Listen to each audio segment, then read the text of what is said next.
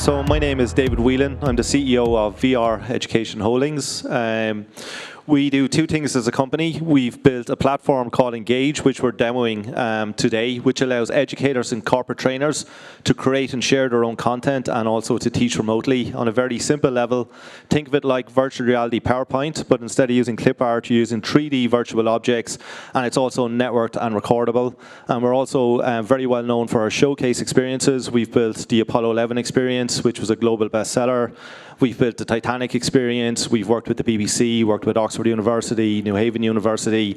And on the 29th of March, we're releasing Dam Busters, which someone in the room would probably like.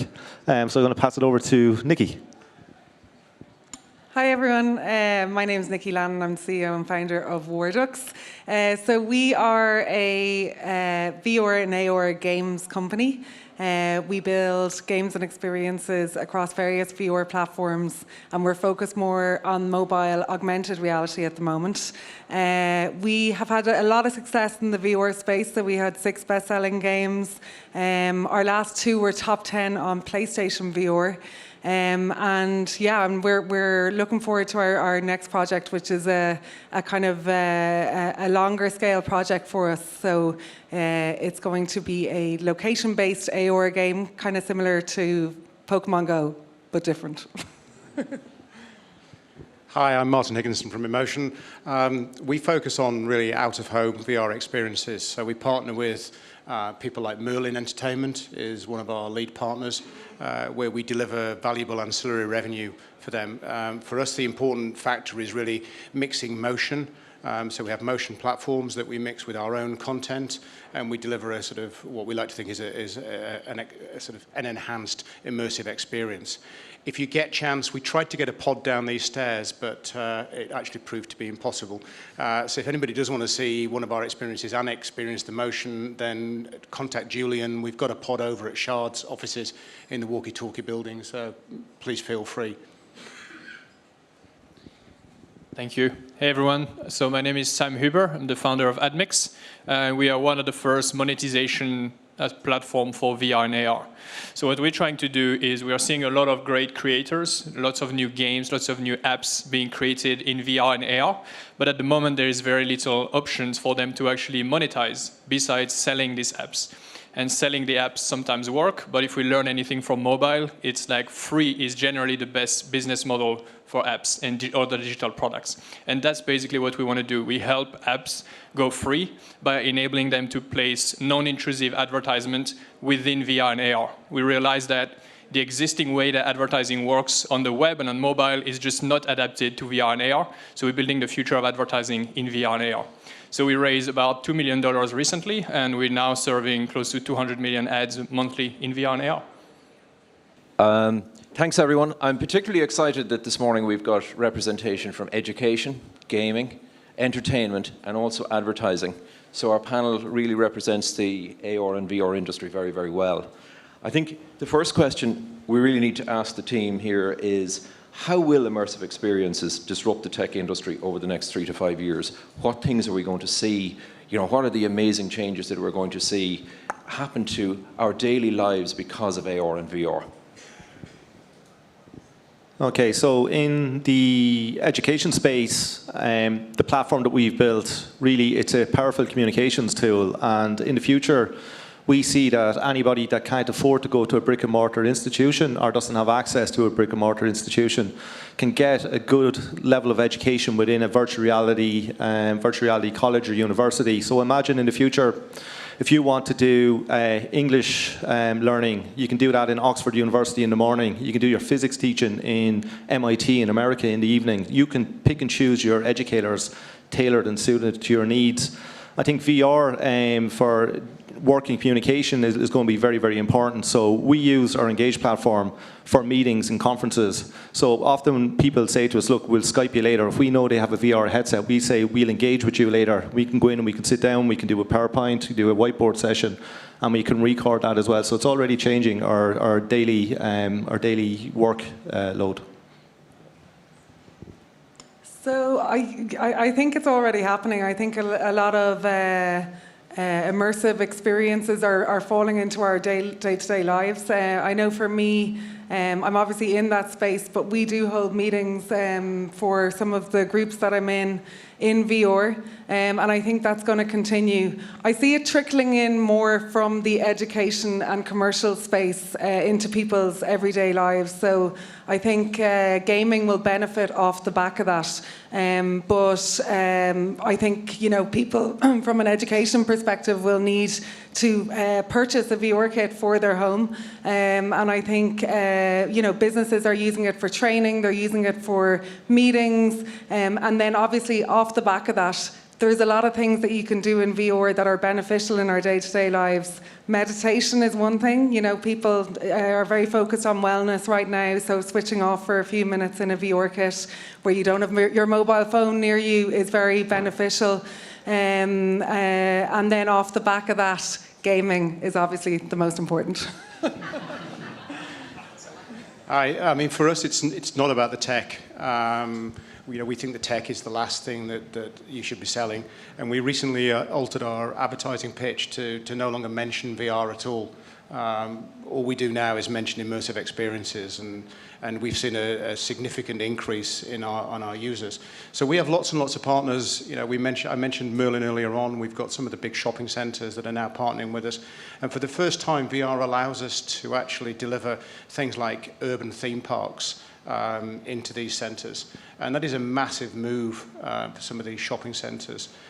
People like Merlin with the Sea Life centres or the Lego Discovery centres, what we've managed to do is drive really valuable ancillary revenue by allowing people to just escape for 5 minutes. So whether it's swimming with whales and watching humpback whales teach their calves how to swim, or whether it's swimming with sharks, it's something that we can deliver at a Sea Life centre.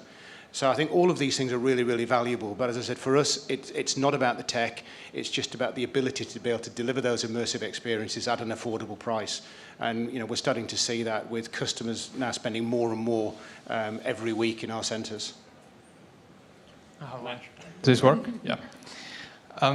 Yeah, so I mean, for me, what's really exciting about VR and AR is, you know, besides the application like gaming and entertainment that we see more and more of, is really this transition from a two-dimensional world where all the data is currently something that you see on a two-dimensional screen to a 3D world. So I really see this as a key transition, just like the web was the transition between the offline world and the online world. We're going to have a transition between 2D world and the 3D world. If you look around you, everything is in 3D. Yet we always project information on the screen or on a book. It's the information that we have access to is always two-dimensional. And for the first time, VR and AR actually enables you to see the world as it is. So at a very high level, that's what excites me about this transition. Thanks very much. Just a show of hands here for the audience. Who here uses AR every day? Who here uses Snapchat every day? There's a few takers. Very good. Snapchat is a real example of using AR on an everyday basis. I think I'm seeing that more and more, certainly with, I suppose, maybe some of the kids that are in my family or people that I know. But Snapchat is a huge example of AR being used on a daily basis. So I suppose one of the questions that I have is around, you know, the AR piece, the VR piece, the various, I suppose, where do you see that being, AR being maybe more applicable than VR, or where do you see VR being more applicable than AR? So with AR and VR, for people that don't know on a very basic level, AR, you can still see the real world around you and you can interact with 3D objects, and VR is you're totally immersed. It's going to be one and the same technology in the future. You're going to have one device that will do both. So you'll be able to do AR on this single device, and then the glasses will polarize and it'll be VR, and it will be a pair of sunglasses that you'll wear or even something smaller, and that's where the future is going. So all this technology, it's all immersive technology, and there's all different use cases. So with AR can be a very useful training aid. So say if this room was empty, you could have an aircraft engine in here and you could learn how to do maintenance on that aircraft engine. But then you might want to have a fully immersive experience where you need to be transported somewhere, An example would be in history lessons or Apollo 11 experience, you can be Neil Armstrong and sit on the moon, so you don't need to see the real world. I think where a really, really big inflection point is coming quite soon is when Elon Musk lands people on Mars. He fully intends that everybody on this planet will be able to witness that first step in virtual reality. So that's going to be a full immersive experience. Very much like in the late 60s, not very many people had TVs, but yet everybody wanted to watch the moon landing. TV sales absolutely skyrocketed. So major events like that will really push this technology forward in the future. Yeah, I agree with David. I think the technology is merging more and more.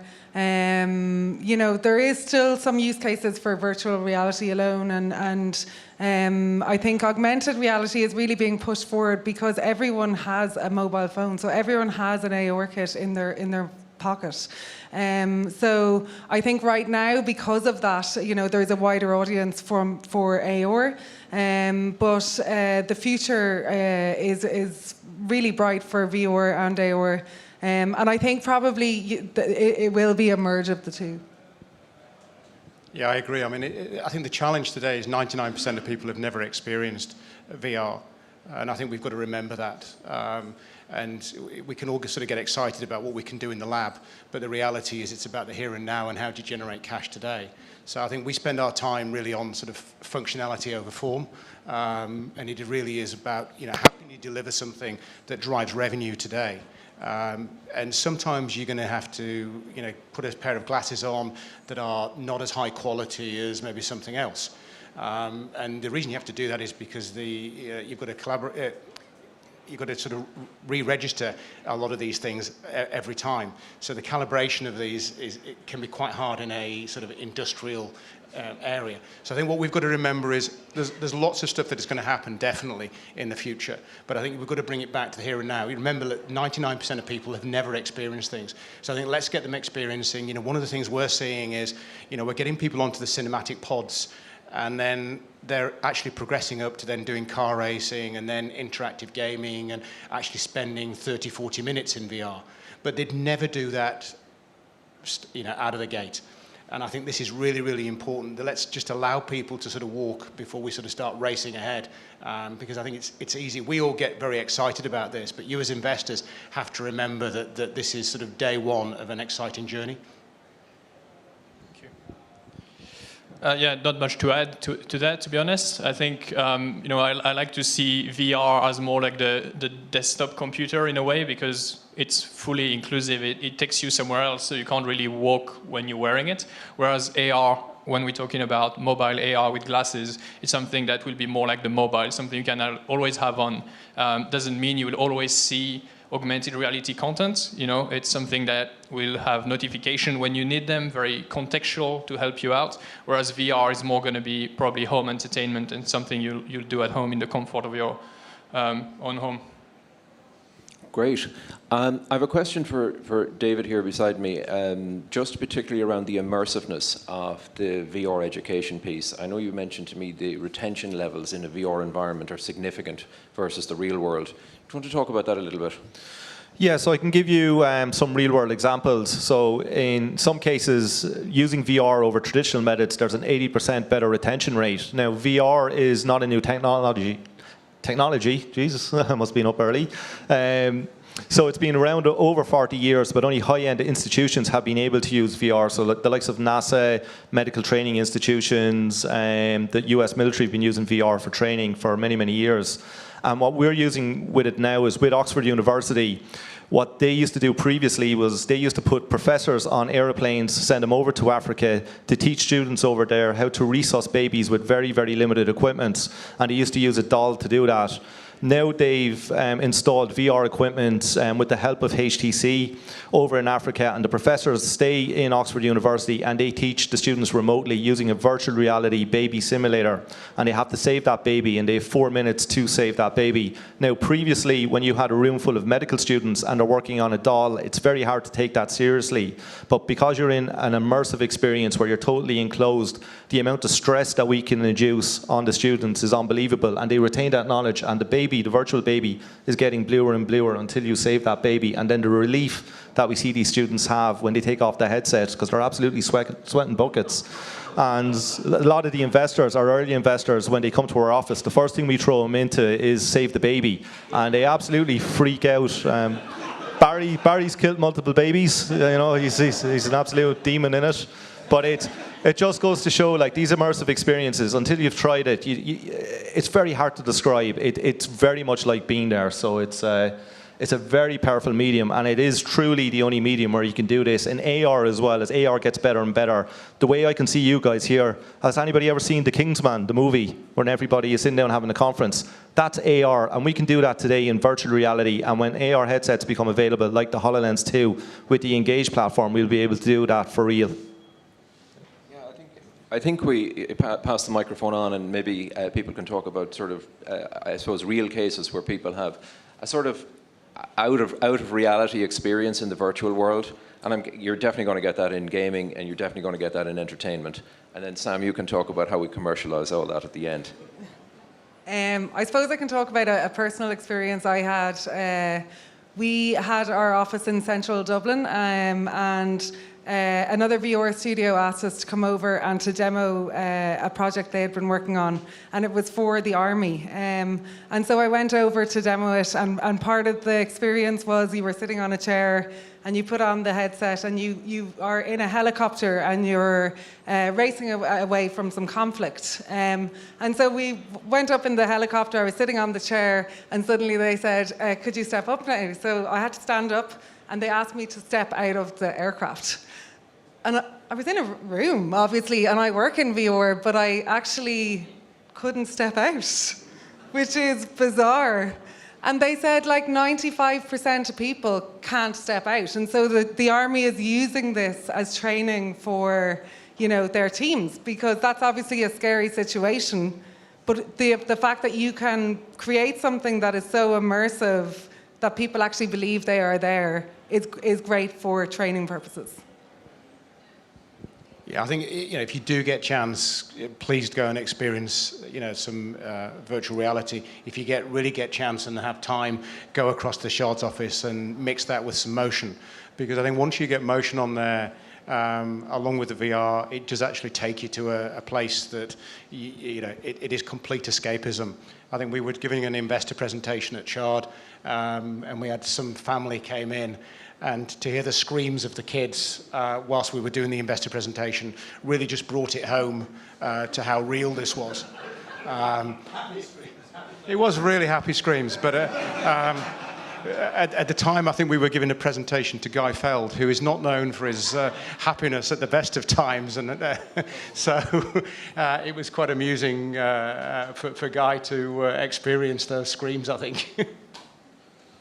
Sam, maybe you can talk about the advertising aspect, how you commercialize the content, and we can maybe pass back across the panel and they can talk about their experience as well.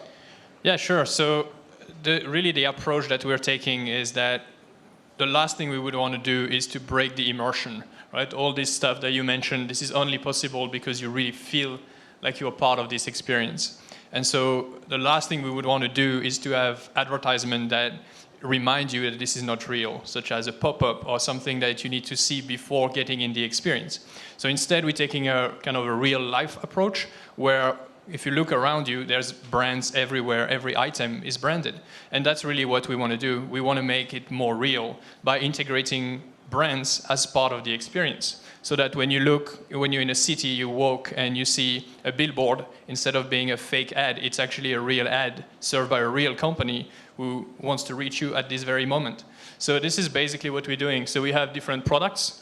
You can integrate simple banners, videos, and very soon 3D products, like a bottle of water, a can of Coke, a laptop, you know, in the experience that really look like they are part of the experience, but actually they are ads. And you know, to some extent, our goal is to bring advertising back into the creative process. I was a developer myself before, running a small game studio, and was very frustrated by the options that we had to monetize our games. You know, you basically could only have a video before the content or a banner at the bottom, and you couldn't customize it in any way. So instead, what we're doing is telling the developers, Now you can actually you can decide where you want the ads to be, when they trigger, what they look like.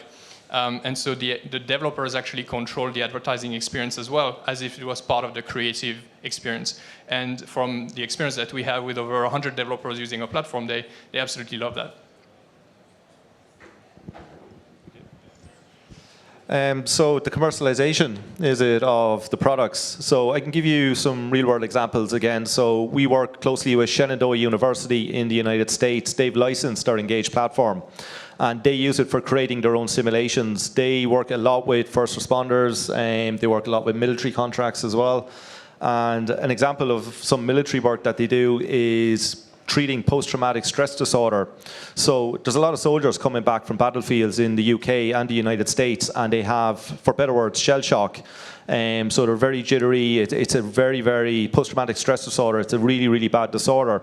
And the way they're treated within virtual reality is they're made relive what gave them that disorder. So if it was an IED, they're made relive that IED explosion, and it desensitizes. Now, it sounds like an absolute nightmare, but it really, really works with the soldiers. And with Shenandoah, they're doing a lot of, as I said, first responder training inside as well. So a lot of active shooter stuff happens in the US. You know, it's like, how do we respond? What are the procedures?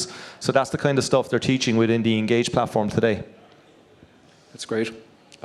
You happy to talk about commercialization and how you're going with your gaming, and how you're getting traction within the market? Yeah, sure. So our product is a B2C product. So, we launch it on the various platforms.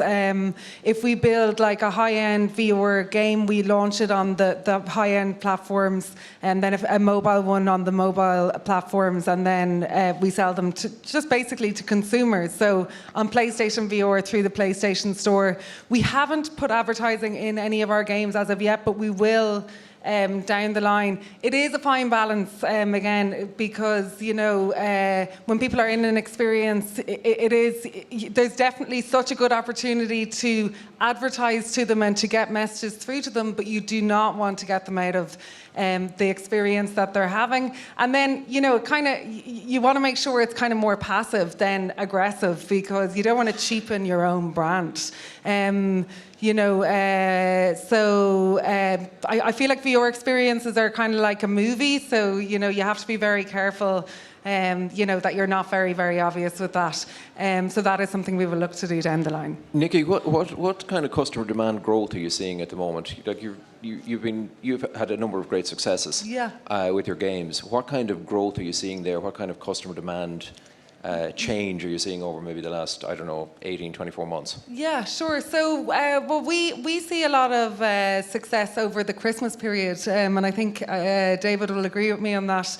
PlayStation VR is definitely our biggest platform, and that's the audience. It's a gamer audience. They're willing to spend money on titles. We see the Christmas period being the most popular period, and then there is quite significant sales there, and a lot of interest for that type of content. But PlayStation VR is definitely the platform that we focus on. Great. Yeah. I mean, we're totally focused on commercialization. I think when we started this business, it was really about what can the end customer actually afford to pay. And that's where we started the journey, rather than designing something first. We felt that sort of £3 to £5 per experience was the right price. I think a lot of VR experiences are just too expensive. Things like The Void is great. It's an amazing experience, but at sort of £20, £30 per head, I think it's just out of the reach of most families. So what we did is we looked at what was the end price, and then we reversed engineered everything. So when you go to our centres, we pride ourselves on being technology agnostic. It's about just eroding those costs down and beating people up. We're all about the content. Most of our stuff at the moment runs on out of home.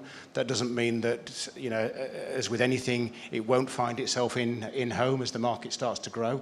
But we're really focused on the out of home experience, and we're seeing revenues grow, rapidly, compared compared a year ago, in one of our centres, we've seen amazing increases in terms of customer usage and spend. So I think VR is definitely going up, and also the profile of people coming through the door. As I said earlier on, it was about 99% of people had never experienced it, so it's getting them onto something, maybe it's a roller coaster ride, and then within 2 months they're then coming back and they're going on car racing, and as I said, they're spending inordinate amounts of time actually immersed in that whole VR area. And now we're introducing more and more multiplayer type games. And we're starting to see much, much greater take-up. But again, everything that we do is based on sort of roughly about £1 a minute. And I think if we do that, and then if you book for 60 minutes, you're getting it for sort of 40 quid. But it's actually offering value for money. And as we touched on before, shopping centres, entertainment centres are going through a state of crisis.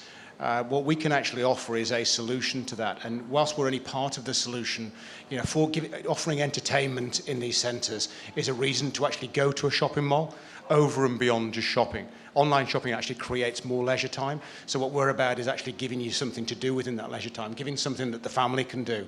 And I think that's where we're really making a big difference at the moment. So I guess we're in a fortunate position in a way that we're not exactly part of the VR AR market, because our revenue actually doesn't come from VR AR users, but they come from big brands like Uber, National Geographic, Adidas, Orange, who wants to advertise in a new channel. And we're giving them the opportunity for the first time to get their brand seen in a different way in VR and in AR. And so, it kind of creates, obviously, new opportunities. And I think in terms of commercialization and growth, we've been literally blown away by how many people were actually using VR, not only on the premium channel like Oculus or Vive, but also simply downloading simple apps on their phones and actually on the Play Store or iOS Store. We actually launched our programmatic solution towards the summer last year. At the time, we were serving around 2 million ad requests per month, and this has steadily increased to 200 million today. So not only do we have more apps on the platform, but the apps that are already on our platform are actually growing and growing pretty quickly as well. So this is a very, very good sign for the industry. So I think we're close on 5 minutes to go. I think this is probably a good time to see if the audience have any questions for the panel. I see a question down here. Here we go. It's Mr. VR. Thank you. Firstly, Samuel, a kind request, please. I think what you're doing is fantastic, actually, but please don't put it into Beat Saber, because I would just find that too distracting. But what I'm interested to hear, actually, from each of you, because you do come from different elements of the ecosystem, which is great and fantastic for today. 2016, we were told, was the year for VR and AR. 2017 was the same, and 18 was the same. Maybe 19, 20 years, but I'd be interested to know from each of you, what is that thing that really needs to happen to get it to that next level? You can't believe in Facebook all the time. So it's practical applications. Is this going to make a difference in my life? How is this going to help my life? Do I need to travel so much? Is this going to make me smarter? Can I do things more productive in virtual reality? At the moment, it is very much an entertainment product. So it's being used very much in games. Pornography is a big thing in VR as well. Probably half the money in VR is gone in there. But the next generation of hardware, which is coming this year, first half of this year, the Oculus Quest is a $400 device. You don't need any laptops. You don't need any cables. It's a very, very good experience. A lot of people looked at the Oculus Go as the dawn of VR, but really that's a $200 device. It's 3 degrees of freedom. So if you move forward and backwards within that device, it can make people feel dizzy, and it put a lot of people off. This next generation, which we're only weeks away from, really will be the birth of VR, I feel. It's going to take businesses really to take a hold of it, so training applications, conferences and the likes. Then it will filter into education, but definitely this next generation is the one that we've been waiting for. And Apple are developing a device as well. They haven't said when it's coming out. I believe it's going to come out in 2020. When Apple bring out a device, it'll be really cool. It'll cost twice as much as anybody else, but people will lap it up immensely.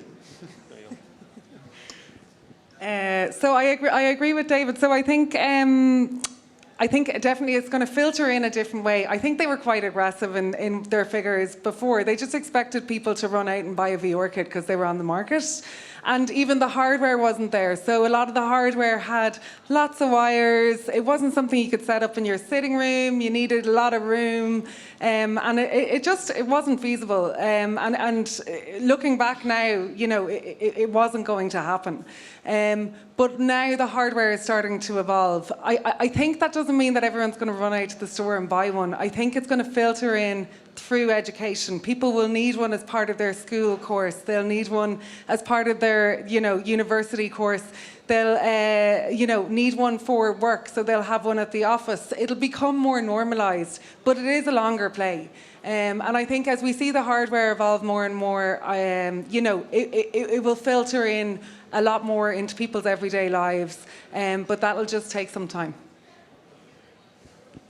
I just think we've got to be a little bit careful about talking too much about hardware.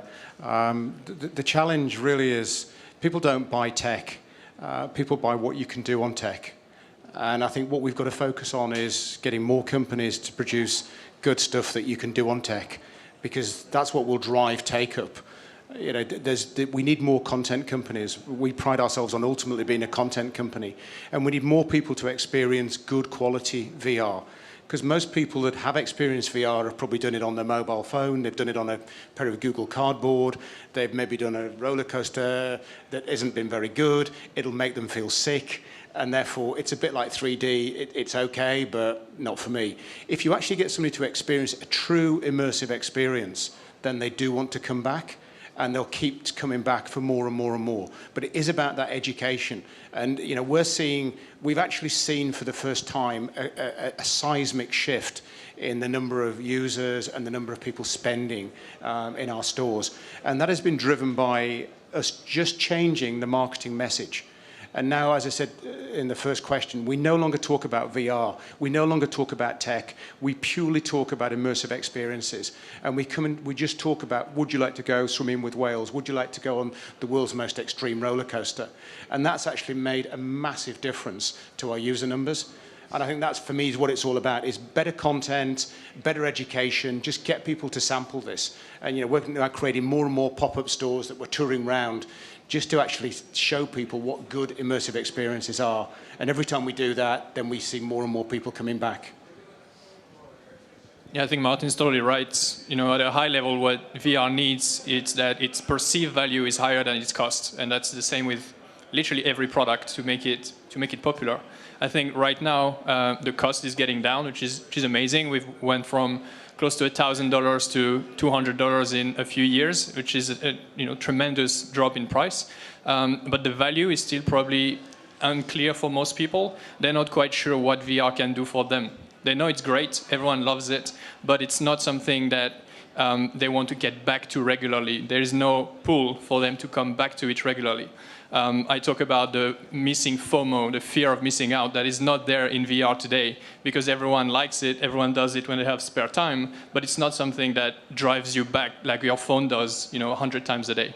So I think once this value gets a bit clearer, whether it's with new content, for example, proper application that really bring you value, really help your life in a meaningful way, whether it's by saving time or making something more exciting or delivering value really in any way. I think that's what we are getting towards. Can I just add to that as well? Where we are today is very much like the late 80s, early 90s with this technology. So I remember back, I was in school at that stage, and my computer at a lot of schools, nobody was touching them. They were collecting dust. People didn't know what to do with them. So where people seen computers first, they seen them in schools, they seen them in work because you could store a lot of data on them. This technology is the very same way. It's going to take corporates and education to really take on board this before it filters into the general population. Other questions? I see. Yep. Maybe just a general question, if I could. If we look at the S-curves that Barry talked about this morning, much of what happened in the late stage of internet and mobile was dominance by social platforms. Do we think VR is ripe for that event to happen as well? Do we think social platforms could dominate there? Thanks. So Facebook are building their own social platform called Facebook Spaces, and Mark Zuckerberg went on stage and said he wants to put 1 billion people in VR over the next 5 years. That's a really big target. VR is a very social, can be a very social application. A lot of people say, oh, I'm inside by myself, but you can actually get people in remotely. So in our platform, Engage, you can have 40 people log in remotely and interact. So it is a very, very social experience. The application that's being used most throughout the world at the moment is called VR Chat. I think it's got about 150,000 registered users. 50,000 of those use VR all the time, and everybody else uses a standard desktop display. So it can be a very social tool, as AR can be as well. I totally agree. I think, I don't know who the main player is going to be, but we're definitely going to see loads of social channels in VR. We've already seen massive adoption there. People want to communicate. People don't want to be on their own. So it's I think that's going to be a huge opportunity going forward. I think all of this tech is, if you look back, whether it be the internet or whether it be mobile phones, what it actually needs is killer applications. And that's what will drive the difference. So at some point, somebody will come up with a killer application that will drive users to want this. And if you think back to the mobile phones, and it's not that long ago, the early 2000s, we were just using mobile phones to talk on. And now we very rarely talk, we just send texts and all the rest of it. And it is things that Facebook, how many people sort of interact with Facebook or Snapchat or WhatsApp or whatever on their mobile phones? And all of those didn't exist before. And I think that's what's driven sort of greater phone take-up and a greater need for smartphones and all the rest of it. It's not necessarily the smartphone itself. It is what's inside that smartphone. So I think somebody at some stage will crack an amazing social application, and that will then drive more and more take-up without a doubt. I think one limitation of that at the moment is the fact that applications are kind of self-contained, right? If you are in a social application, it's very hard to go to another one in VR. And that's something that a lot of companies are working with, which is not only creating social experience in the experience, but also how can a user go from one experience to another. So kind of like creating hyperlinks in VR, a web for VR in a way. Back in the day, the internet existed way before the web, where you had all these kind of siloed servers and computers, which was very hard to navigate between one and another. And at the moment, VR, because it's such a young market, is also in this stage. And I think over the next few years, we're going to see a lot of applications that enable users to go from one app to another, discovering more apps, and that's really, really going to increase the adoption of those apps. Okay, I think that's it for the panel. So thank you, Dave. Thank you, Nikki. Thank you, Martin. Thank you, Sam. I think some of the takeaways are that, in the very near future, when we're all together, we're going to find the world very flat without AR and VR. It's going to be a flat experience. And the other sort of takeaway for you guys is, why aren't you using Snapchat? Thank you.